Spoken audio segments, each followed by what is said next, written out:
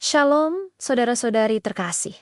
Kita berjumpa kembali dalam renungan hari ini. Saya percaya jemaat sekalian berada dalam anugerah dan penyertaan Tuhan yang luar biasa. Tema renungan kita pada hari yang indah ini adalah belas kasih yang mencari yang hilang.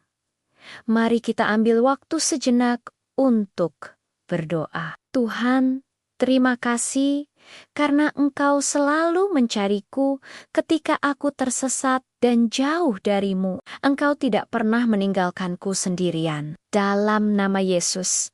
Amin. Saudara, coba bayangkan pemandangan ini.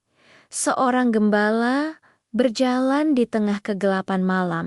Ia hanya membawa sebuah pelita kecil yang cahayanya terbatas. Ia menembus semak belukar yang lebat dan gelap, menerjang bahaya, hanya demi menemukan satu ekor domba yang hilang dari kawanannya. Mungkin domba itu terluka, mungkin ia tersesat, atau mungkin ia sengaja lari. Tapi bagi sang gembala, semua itu tidak penting. Yang terpenting adalah menemukan domba itu dan membawanya pulang dengan selamat. Gambaran inilah yang Yesus berikan dalam perumpamaannya. Mari kita buka bersama-sama dari Injil Lukas pasal 15 ayat 4-7.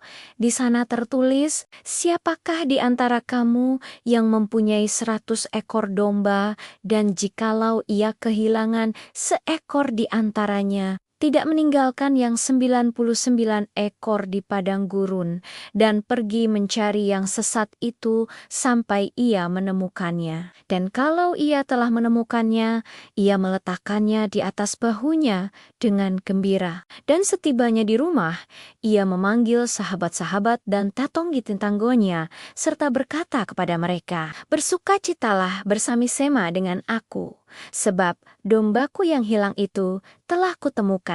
Aku berkata kepadamu, demikian juga akan ada sukacita di sorga karena satu orang berdosa yang bertobat, lebih daripada sukacita karena 99 orang benar yang tidak memerlukan pertobatan." Ayat ini menunjukkan sebuah kebenaran yang sangat mendalam tentang hati Tuhan.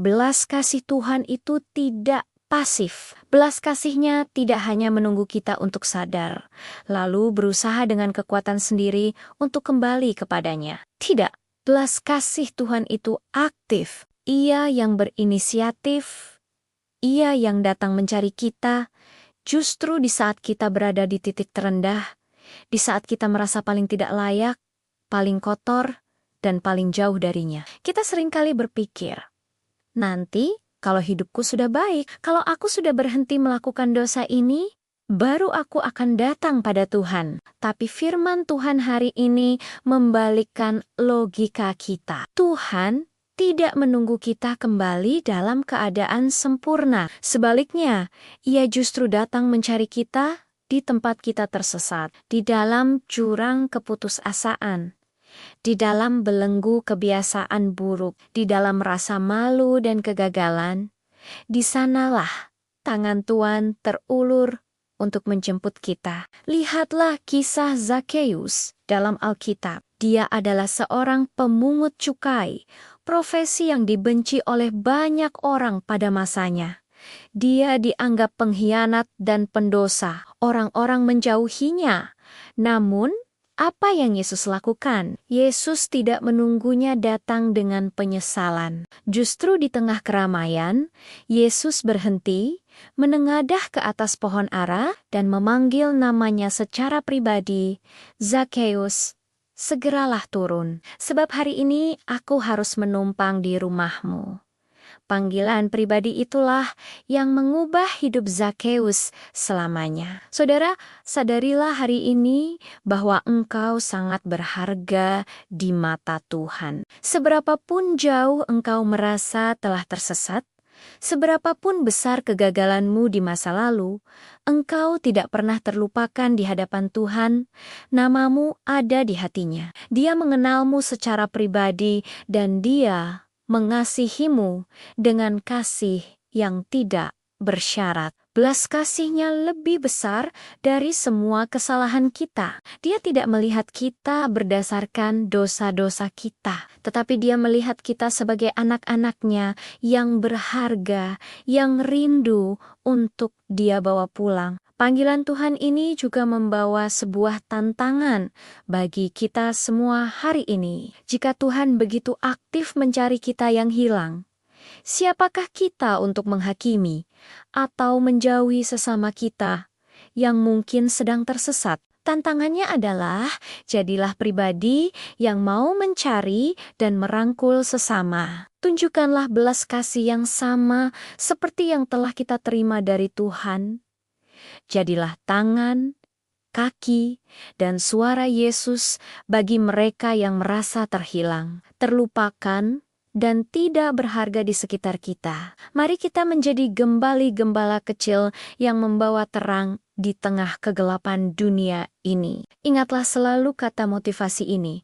Engkau tidak terlupakan di hadapan Tuhan, apapun yang sedang engkau hadapi. Dia melihatmu, Dia peduli, dan Dia sedang mencarimu. Mari kita tutup renungan kita dalam doa. Tuhan Yesus, terima kasih karena Engkau adalah gembala yang baik. Terima kasih karena Engkau tidak pernah menyerah atas hidupku, bahkan ketika aku menyerah pada diriku sendiri. Terima kasih karena Engkau telah menemukanku. Pakailah aku untuk menjadi saluran belas kasih-Mu bagi orang lain. Dalam nama-Mu yang kudus, kami berdoa. Amin. Terima kasih telah bergabung dalam renungan hari ini. Jangan lupa untuk subscribe channel ini agar kita bisa terus bertumbuh bersama dalam firman Tuhan. Sampai jumpa di video selanjutnya. Tuhan Yesus memberkati.